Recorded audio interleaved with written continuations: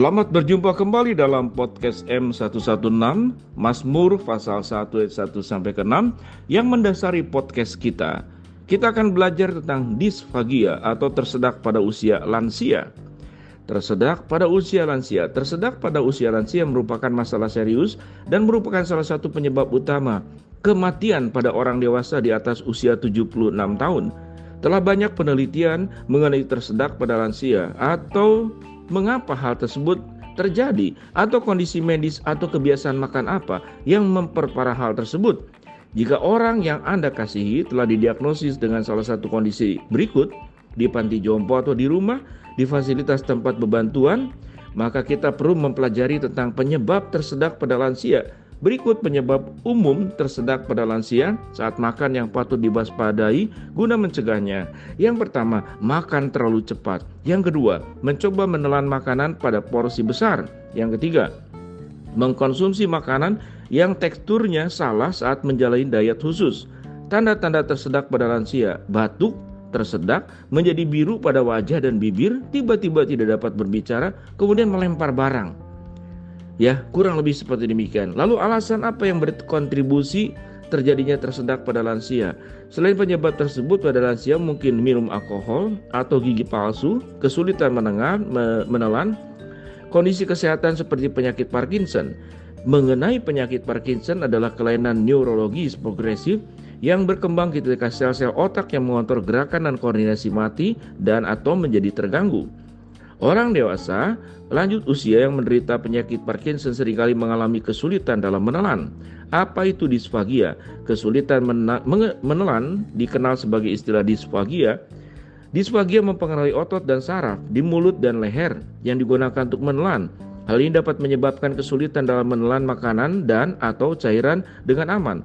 Aspirasi dari disfagia. Beberapa komplikasi disfagia bisa muncul ketika cairan atau makanan masuk ke saluran nafas saat menelan.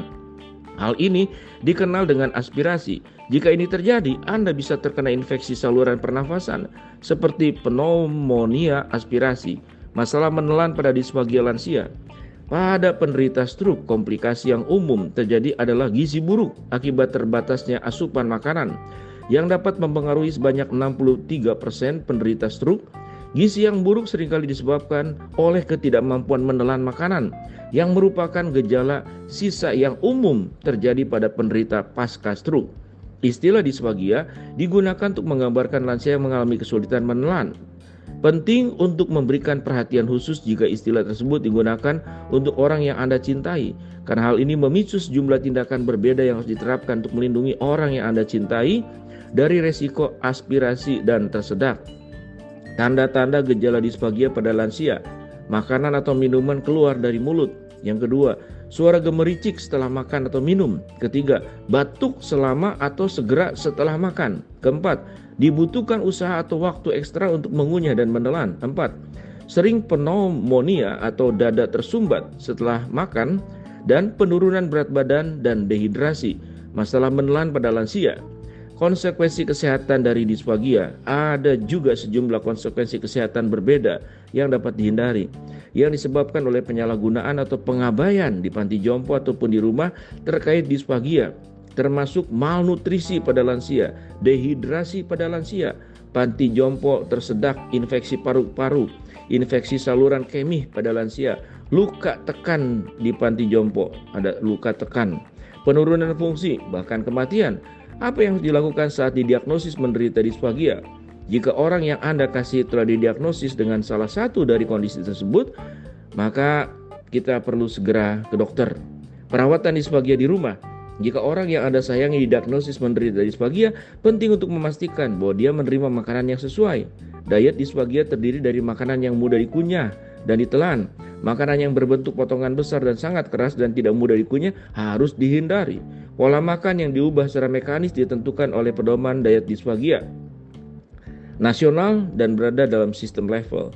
Pedoman diet disfagia nasional berlaku untuk makanan dan juga cairan yang mungkin perlu diubah, juga tergantung pada kemampuan menelan seseorang. Tip memberi makan pada lansia. Beberapa tips. 1. Minta orang tersebut duduk tegak saat makan dan 30 menit setelahnya untuk menghindari aspirasi. Permudah makan dengan meletakkan handuk di belakang punggung orang yang Anda sayangi dan ingat untuk mendekatkan dagu ke dada saat menelan. Pelatihan mungkin diperlukan untuk anggota keluarga dengan pengingat kecil seperti mengunyah makanan dan menelannya berkali-kali. Pastikan anggota keluarga Anda makan sedikit dan minum sedikit. Memeriksa pipi apakah ada makanan yang tertinggal atau mengantongi setelah makan. Melakukan pembersihan mulut yang baik setelah makan untuk mengurangi risiko infeksi paru-paru. Pneumonia aspirasi. Pneumonia aspirasi merupakan penyakit serius dari orang lanjut usia, lebih rentan terkena penyakit ini jika menderita penyakit Parkinson dan gangguan menelan seperti disfagia. Penyebab utama kematian pada penderita penyakit Parkinson adalah pneumonia aspirasi. Selain itu, pasien Parkinson juga rentan tersedak hingga meninggal ketika saluran napas tersumbat oleh banjir dan berhenti bernafas. Cara pencegah tersedak pada lansia disfagia kesulitan menelan disebabkan oleh kondisi yang melemahkan atau merusak otot dan saraf yang digunakan untuk menelan. Kondisi medis yang mempengaruhi tertelan adalah stroke, cedera otak atau sumsum tulang belakang, penyakit Parkinson, demensia, distrofi otot, kemudian sklerosis ganda, uji disfagia, evaluasi oleh ahli patologi bicara, kedua tes menelan barium yang dimodifikasi, lalu ada standar emas, pemeriksaan menelan, ada namanya video fluoroskopik, pasien dia mati menelan, berbagai konsistensi dan tekstur yang mengevaluasi kemampuan menelan dengan aman dan efektif. Diet yang berbeda untuk tingkat disfagia yang berbeda, terapi nutrisi bubur untuk disfagia sedang hingga berat, haluskan, lalu konsistensi seperti puding. Terapi nutrisi buruk, minuman halus dan homogen, apapun tanpa potongan dan ampas. Minuman dapat dikentalkan hingga kekentalan yang sesuai. Makanan yang tepat, puding halus dan custard. Kemudian yogurt, buah-buahan, saus apel, bubur buah, jus buah tanpa biji atau ampas.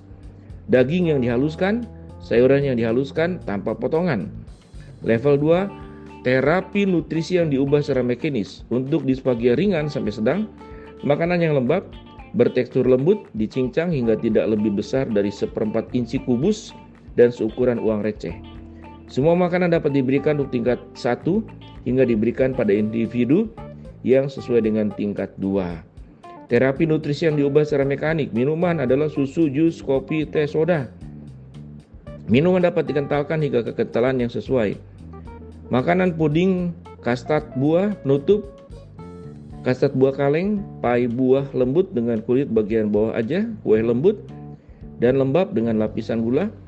Buah-buahan, buah kalengan atau matang yang ditiriskan, lunak tanpa biji atau kulit, pisang lunak atau matang. Daging giling yang dibasahi, daging atau ikan yang dipotong empuk, dipotong tidak lebih besar dari 1/4 inci dan seterusnya. Demikian kurang lebih sahabat podcast M116, mari kita sayangi orang tua kita lindungi orang tua kita. Karena firman Tuhan berkata dalam kitab Keluaran, hormatilah orang tuamu. Bagaimana cara menghormati, merawat mereka sebaik-baiknya sebagaimana kita bisa? Dengan ketekunan, konsistensi, kerajinan, dan pengetahuan yang tepat. Inilah podcast M116, sampai jumpa kembali. Kita sudah belajar tentang disfagia tersedak pada usia lansia. Shalom.